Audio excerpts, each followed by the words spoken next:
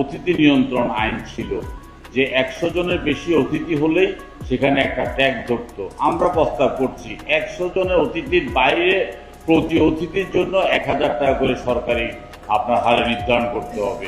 বিশ্বাস করুন বন্ধুরা, যদি বিয়ে শাদীতে বৃত্ত ভৈরবের এই ধরনের অশ্লীল প্রদর্শনীটা বন্ধ করা হয়, অপচয়টা বন্ধ করা হয়, তাহলে একদিনে নিত্য প্রয়োজনীয় দ্রব্যের দাম 10% কমে আসবে।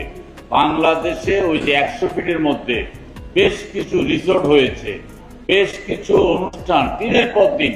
চিটংয়ের অবস্থা তো আরো ভয়াবহ, 7 দিন 10 দিন পর্যন্ত একটা বিয়ের অনুষ্ঠান। মেয়ের পিতাকে মনে হয় যে বোতা ছুরি দিয়ে মানে পেঁচিয়ে পেঁচিয়ে হত্যা করা হচ্ছে। এইখান থেকে আমাদেরকে বেরিয়ে আসতে হবে, এই অপচয়টাকে আমাদেরকে রোধ করতে হবে।